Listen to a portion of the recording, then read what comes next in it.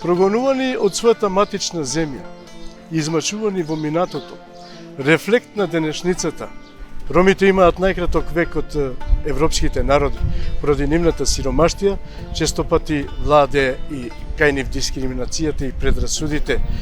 Ромите од секогаш стануваат лојални на својата матична држава, таму каде што живеат. Тие никогаш не војувале, нити сакаат да војуваат против некого. Ромите од секогаш биле миролюбив народ. Благодарение на плурализмот во ова општество, ромите стануваат од ден на ден све поуспешни и поуспешни, со тоа што го заземаат патот на успехот, спроведувајќи го преку образовниот процес. Тие денес во нашата држава, а и во другите европски држави, стануваат пратеници, стануваат министри, стануваат советници на кабинети, стануваат на високи и завидни позиции. Токму затоа и оваа емисија е посветена на високо образованите роми. Ние со оваа емисија сакаме да прикажеме на сите вас и да ви дадеме мотив да бидете и вие дел како овие високо образовани роми. Токму овие млади лица се пример и мотив за идните генерации, особено од ромската припадност. Токму тие ги фаќаме денеска во нашите емисии и ќе разговараме за нивната страна од животот од сосема друг агол. Ве покануваме да гледате емисијата Сторија на успешните роми. Поштовани гледачи, ќе започнам со една интересна изрека која што ја сретнав исто на социјалните мрежи, која што вели: доколку луѓето се обидуваат да те повредат, замисли ги како една брусна хартија или шмиргла на македонски, поточно да го кажам изразот, тие што повеќе ќе те шмирглат, ќе те избрусат и на крај избрусаната хартија може да оди во отпад, а вие ќе бидете само посјајни и посјајни. Еден таков сјајан гостин и денеска имам. Впрочем, поводот за овој серијал лично за мене, сатисфакција некоја да кажам за серијалот, ми беше токму овој човек. Јас на вистина не би сакал многу да говорам и да го представам, затоа што самата негова појава е големо задоволство пред се за мене. Се надевам и за вас, гледачите на Б1 телевизија. Со еден збор, господинот Реџеп Али Чупи, директор на РЕФ. Господине Чупи, пред се добродојдовте, на вистина ми направивте голема чест и задоволство да ми бидете и вие дел од овој серијал и да бидете гостин пред гледачите на Б1 телевизија. Еве, како и на сите мои гости, и на вас првото прашање, како и вообичаено, како се чувствувате во овој амбиент со нас? Пред се, добар ден за вашите гледачи, а до вас благодарност за поканата. Мене ми е чест и задоволство секако. И честитки за овој серијал кој што го почнувате, кој што верувам ќе има одлична гледаност и многу позитивни реакции. Се чувствувам убаво, како и секогаш кога разговарам со вас, без разлика дали е на некои вакви ТВ емисии или приватно кога се среќаваме, така да задоволството е секогаш мое. Благодарам. Благодарам, и јас го делам истото мислење со вас. Еве, на почетокот на нашиот разговор, гледачите тоа не го знаат. Јас би сакал да откривам дека нашето пријателство трае повеќе, можеби од 20 и кусур години.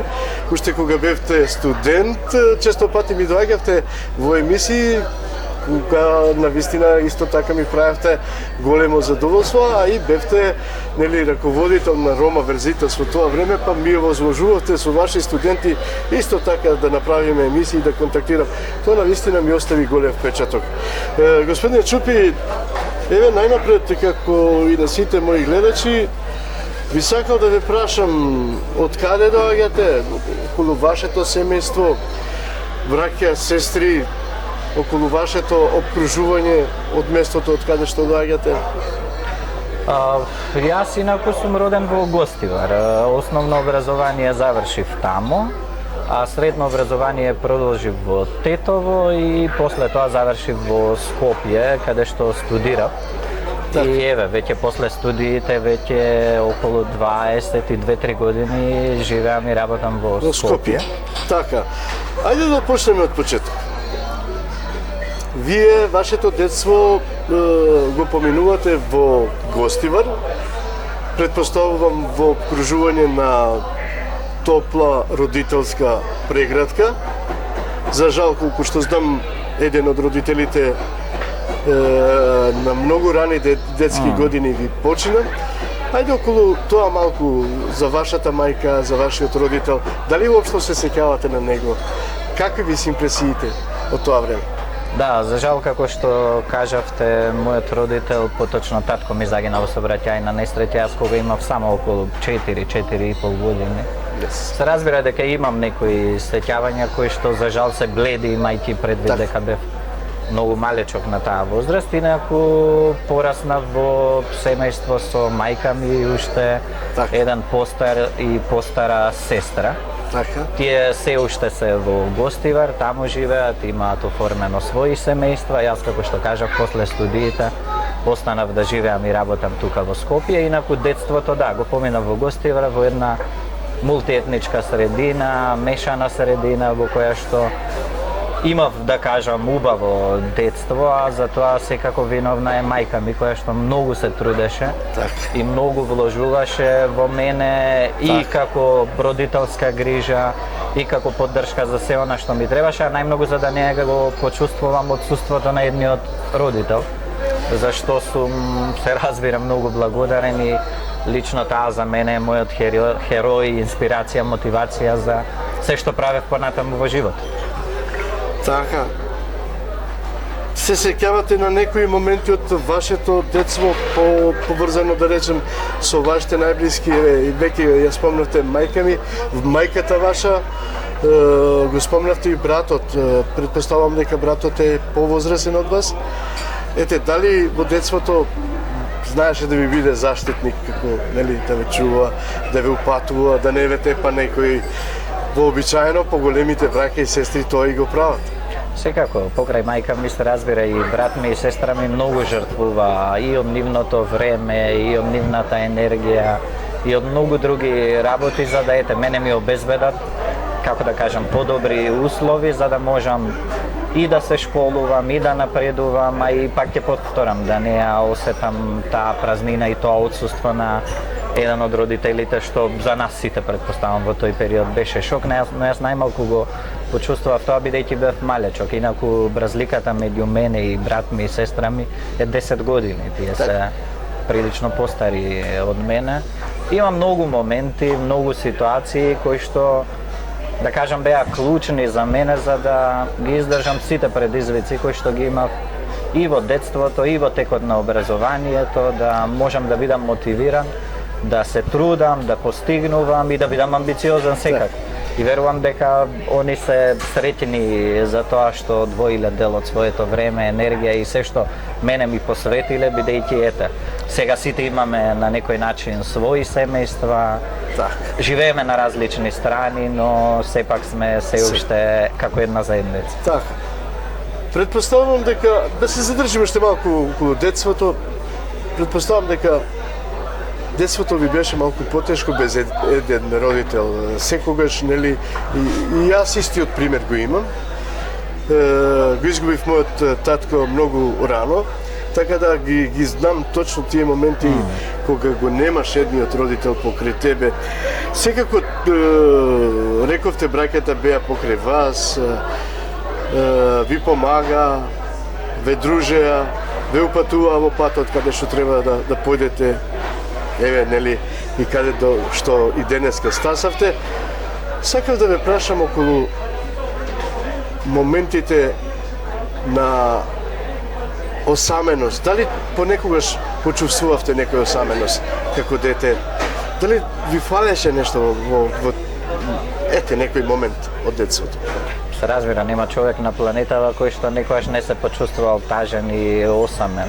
Тоа се нормални ситуации, сите ние сме живи суштества со емоции и чувства и тоа е нормално, но пак ќе кажам, имав навистина голема посветеност од обкружувањето, не само од мајка ми, брат ми и сестра ми, туку и од пријателите, комшиите, соседите, некако сите сака, се трудеа и ми помагаа да Какво дете можам бевте да во тоа? бидам што е можно по-среќен и позадоволен. Какво дете бевте во детството? Се сеќавате ли? Би рекол позитивно дете со многу енергија, но истовремено и многу срамежлив, повлечен, затворен на моменти. Предпоставувам дека тоа секако има влијание и со тоа што еден од родителите не беше покрај нас и секако само довербата, тоа чувство дека сте дете со еден родител во средина од пред 30 на години, можете да замислите тоа како се перцепираше. Сега може би е поприфатливо во заедницата, но тогаш тоа Како сите камери да беа кон вас перени во вас, можеше некојаш и да значи срам и чувство и некојаш ако ве прашаат за родителот, се разбира дека е тоа непријатно и денес е непријатно, но кога сте дете тоа е малку почувствително. Реджеп, растете во околина каде што е мултинационална, предпоставувам вашата мајка екзистираше и вас на некој начин ви помагаше околу растењето, околу школувањето. Каква ви беше екзистенцијата како дете? Дали се сеќавате? Да, секако. Мајка ми има, мислам кога се пензионираше, имаш 40 годишен стаж, работа во медицинскиот центар во Гостивар. За жал, брат ми и сестра ми мора да почнат да работат од 15-16 години за да може да екзистира семејството, а секако и мене да ме школуваат и да ги задоволат сите потреби кои што ги има едно семејство. Се разбира, не беше тешко, не беше лесно, но јас пак ќе кажам, најмалку почувствував од таа тежина, бидејќи некако тој терет и таа обврска ја превзедоа мајка ми, брат ми и сестра ми. Така, помалиот секогаш ужива во овој случај. Да. Реджеп, ајде да го започнеме разговорот малку околу образованието. Посетувате ли предшколска возраст настава уствари и дали... Не, во тоа време предшколското образование не беше толку актуелно, не се гледаше на тоа како голема потреба, а и мрежата на установи кои што можеа да примат деца беше многу помала од сега. Јас тргнав во прво оделение како и сите дечиња. Тогаш беше образованието со 7 години се тргнуваше во образование и траеше 8 оделение, 8 летка. Знам се сеќавам тогаш дека бев многу разочаран, сакав на 6 години да тргнам затоа што братучетка ми се запиша, а она една година беше постара од мене, па сакав и јас порано да тргнам. Дури имав и еден инцидент. Секогаш ја молев мајка ми наутро кога оди на работа да ме земе и мене со нејзе за да ме запише. Иако еднаш бев ми директорот ме одби, па едно утро кога почувствував дека си оди на работа, јас станав трчајќи по нејзе, додам се удрив тука, дури денес имам една флека која што ми остана од тој период заради желбата и што порано да се тргне во училиште. Реджеп, од прво до четврто оделение, нова средина, нови другарчиња, луѓе кои што не ги познаваш, наставничка кои што не ја знаеш. Се сеќаваш ли на тие моменти? Какви беа? Секако. Јас имав среќа да бидам во клас на најдобриот учител што беше во тоа време во Гостивар и најстрогиот, да кажам. И добар дел од воспитанието, од навиките, од сето она што се стекнуваше во тој период во училиште, бидејќи тогаш навистина многу се посветуваше внимание на прво воспитно, па потоа образовната улога на училиштето.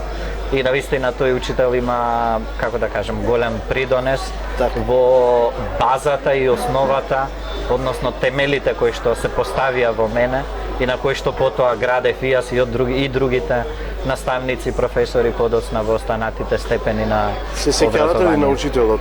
Да, Лазо, секако. Мислам, тој и денес е легенда во Гостивар. Живе се Има многу успешни, да кажам, ученици кои што се денес на различни важни позиции и тука и во светот и верувам дека е горд на сите нас за тоа што он го направил, затоа што ние сме негов резултат. Токму така и велат, нели, од прво до четврто оделение го рачунате како ваш втор родител, учителот. Секако. И тоа е тој што навистина ви упатува во вистинскиот пат и вистинскиот правец. Реджеп, почнувате од 5 до 8 оделение, малку, нели, повеќе предмети, повеќе наставници, малку поголема бура околу образовниот процес. Како го започнувате од тој период? Искрен да бидам тогаш, мислам дека и бев малку анксиозен, иако во тој период не се зборуваше и терминот анксиозност не беше воопшто познат, но чувствував некоја празнина, нешто ми фалеше, а и бев многу тажен затоа што веќе не сум со учителот, иако ние како клас сите заедно продолживме, но веќе имавме многу наставници, класен раководител. Ми требаше една година додека се прилагодив, но потоа се си беше нормално како и сите останати деца и верувам дека и кај останатите деца тоа чувство се јавува кога се случуваат такви големи промени. Така, нови предмети, дали одеднаш успевавте да ги совладате или имавте потешкоти од некој предмет, да речеме тоа време? Па, јас да кажам дека бев трудолюбиво дете, секогаш се трудев обврските да ги завршувам на време. Се разбира, не сите предмети ми беа омилени. Во некои предмети бев послаб и имав потешкоти, како например, не знам, математика, хемија, физика. Имав па и омилени предмети, англиски јазик, македонски јазик, и биологија и не знам, уште неколку други предмети, но се е тоа нормално и од тука веќе сваќате што ве интересира, кој е вашиот фокус за понатаму и од тука почнувате да си поставувате некоја слика, некоја визија, со што сакате да се занимавате, каде сакате да продолжите, каде се гледате себе си, иако е се уште рано. Се уште сте дете и тие желби со тек на годините постојано и се менуваат, а и амбициите растат нормално. Така. Предпоставувам дека бевте активни во секциите во основното образование, затоа што нели во тоа време постоеја секции литературна, не знам каква, не знам каква. Бевте ли активен? Да, секако. Учествував во училишниот хор и во секцијата по биологија. Знам тие две групи, некаде од 6 до 8 одделение, така, да редовно учествував во нив и ми причинуваа некое задоволство. Да. Завршувате средно образование, моменти кога нели вообичаено кај нас ромите стигнува моментот кога родителите или постарите размислуваат дете.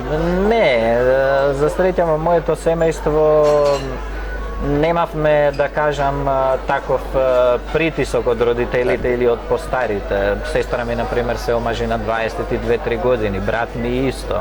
Јас уште на почеток, уште од основно образование бев убеден дека најмалку што треба да завршаме е факултет. Затоа што ги гледав брат ми, сестра ми како се мачат, се трудат да заработуваат, да придонесуваат за семејството. Секако и мајка ми покрај нив. И јас бев уште од тогаш убеден. Не знаев како, не знаев дали ќе успеам, но бев убеден дека јас морам да пробам се во животот за да стигнам и завршам најмалку факултет. Така.